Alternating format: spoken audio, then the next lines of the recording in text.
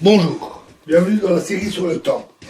Donc, nous cherchons des mécanismes liés à un déséquilibre matière-antimatière. Or, un tel mécanisme, nous en avons déjà un. Ainsi, le processus qui part d'un K0, comme nous avons vu, qui est d'un faisceau composé à 100% de K0, et qui évolue vers 75% de K0 et 25% de K0 bas, c'est-à-dire l'antiparticule. Donc, on a bien là une asymétrie, un déséquilibre. Et au début, les collisions de l'univers, les collisions étaient très violentes, très nombreuses, et il y avait beaucoup de mésons K. Mais les choses ne sont jamais aussi simples. Ainsi, en 1967, Sakharov, qui a étudié la question, a montré que pour obtenir le déséquilibre matière-antimatière nécessaire au début de l'univers, il fallait trois conditions pour avoir ce résultat. Premièrement, il faut un mécanisme qui viole le nombre baryonique, c'est-à-dire ce qui est proton ou antiproton. Proton plus 1 pour le nombre baryonique, antiproton moins 1 pour le nombre baryonique. Ici, la seule chose qui est violée, en fait, c'est l'étrangeté. Et ça nous fait une belle jambe. Le nombre baryonique, lui, reste conservé. La deuxième chose, c'est qu'il faut une violation CP pour favoriser un certain sens privilégié des réactions. Ça, nous avons. Et le troisième point, c'est qu'il faut être hors équilibre thermodynamique. En fait, quand on est à l'équilibre, l'état ne change pas. Il reste en moyenne constant dans le temps, il est à l'équilibre, et donc il est invariant par symétrie, par renversement du temps, et donc par symétrie CP. Il faut donc forcément une rupture de l'équilibre thermique. Nous reviendrons un peu plus loin sur ce point. Les calculs cosmologiques, en cosmologie, montrent qu'à tout instant, au début de l'univers, l'équilibre thermique était conservé, malheureusement. De plus, la physique des particules du modèle dit standard implique un nombre baryonique qui est strictement conservé. Enfin, nous avons une violation CP, c'est vrai, mais elle prend un certain temps. Or, la période initiale où l'univers était extrêmement dense, avec production de mésons K, etc., cette période a été très très courte, extrêmement courte. En fait, beaucoup trop courte pour que ce mécanisme ait le temps de jouer. Donc là, on est malgré tout bien embêté. Alors, certains modèles des théories dites unifiées, qui tentent d'unifier l'ensemble des interactions, voire de la gravité quantique,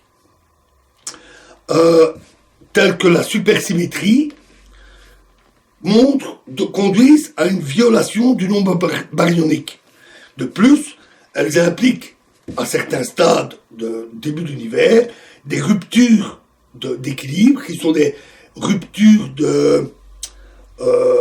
des brisures de symétrie spontanées, qui sont par exemple responsables de l'apparition de la masse des particules, des choses de ce genre, et impliquent une rupture de l'équilibre thermique. Mais ces théories, tous ces développements sont toujours spéculatifs. On n'a toujours pas le moindre indice expérimental. Au contraire, les expériences les plus poussées avec le LHC, par exemple, semblent invalider les modèles de supersymétrie, du moins les plus simples. Et de plus, toutes ces théories sont vraiment très compliquées, il est difficile de s'y retrouver.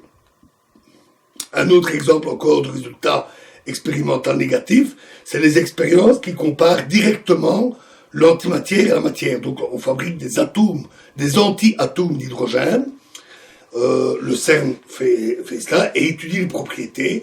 Récemment, on a étudié le spectre de l'atome d'antihydrogène de manière très fine. On a retrouvé ce qu'on appelle le déplacement Lamb, signe de l'existence de l'énergie du vide, d'ailleurs, des fluctuations du vide, et le résultat est strictement symétrique à la matière, alors qu'on s'attend quelque part à avoir une différence.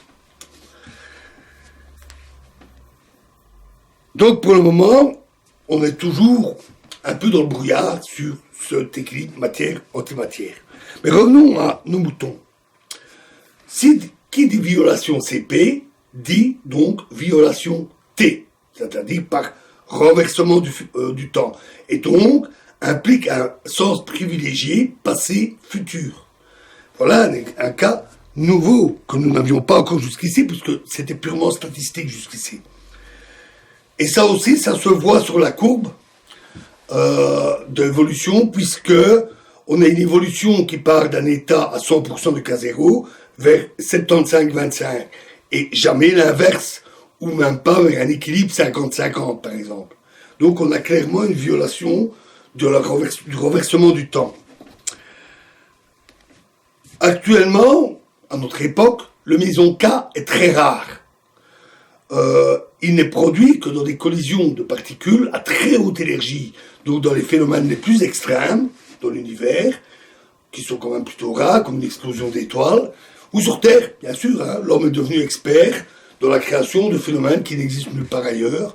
Par exemple, l'univers étant banni du rayonnement fossile, il ne descend jamais en dessous de 3 Kelvin, c'est-à-dire moins 270 degrés.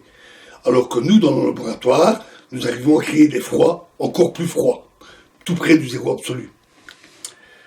Donc on peut dire que les endroits les plus froids de l'univers sont sur Terre. Donc le méson K est très rare et il ne joue pas vraiment un rôle majeur dans la flèche du temps, celle que nous constatons dans la vie de tous les jours, flèche du temps qui reste entièrement d'origine statistique.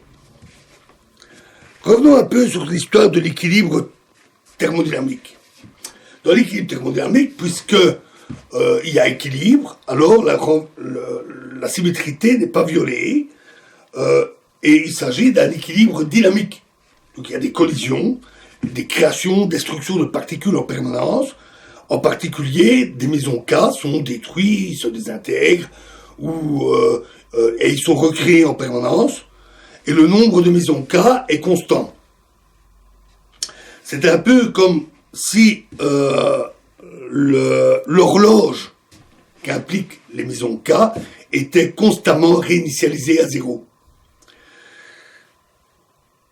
On peut quand même se poser la question, comment est-il possible d'avoir un état qui est symétrique par symétrité, alors qu'il contient des phénomènes qui, eux, violent la symétrité.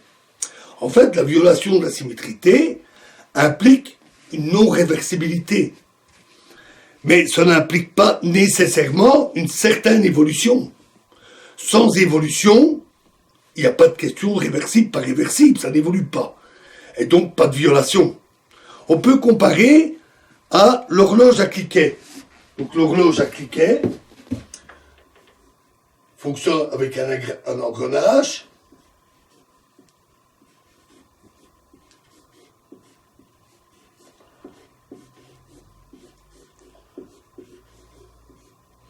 Et on a un cliquet ici avec une roue qui peut faire tourner le cliquet et une butée. À cause du cliquet, la roue ne peut tourner que dans un seul sens. Ainsi, dans une horloge à cliquet, une énergie est fournie par une source d'énergie potentielle, par exemple des poids, dans les horloges avec des poids, et cette énergie est convertie en énergie de rotation de la roue. En fait, dans ce phénomène, le cliquet se lève et puis il retombe dans la dent suivante. Ce faisant, il y a un choc, des vibrations et une dissipation sous forme d'énergie thermique, sous forme de chaleur, ce qui implique l'irréversibilité. À l'équilibre, il n'y a plus d'énergie potentielle. Ça, c'est quand les poids de l'horloge sont arrivés au sol. Plus d'énergie fournie, plus de rotation de la roue s'arrête, et donc plus de mouvement du cliquet, plus d'énergie thermique et plus d'irréversibilité. Ça reste le même au cours du temps. C'est vrai aussi d'ailleurs pour des horloges électroniques, où là, la symétrie passé-futur est imposée par des bascules électroniques qui permettent un comptage du temps dans un sens bien déterminé. Et en somme, ces bascules électroniques sont la traduction électronique de notre roue à cliquet. On a des phénomènes de commutation des circuits, des bascules qui changent d'état, et cela implique une énergie électrique minimale et qui est également dissipée sous forme de chaleur, exactement comme notre cliquet. Ceci est d'ailleurs lié au raisonnement que nous avions fait dans l'explication du démon de Maxwell.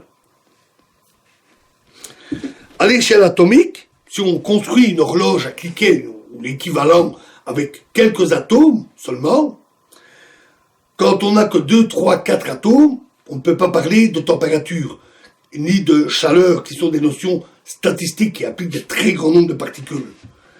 Donc, c'est en principe réversible. Mais effectivement, s'il y a trop d'énergie injectée dans le système, les vibrations, et en plus des phénomènes comme l'effet tunnel, font que le cliquet atomique peut sauter dans le mauvais sens, à tel point qu'arrivé à un certain stade, cette roue à cliquet atomique ne marche plus. Elle devient totalement réversible.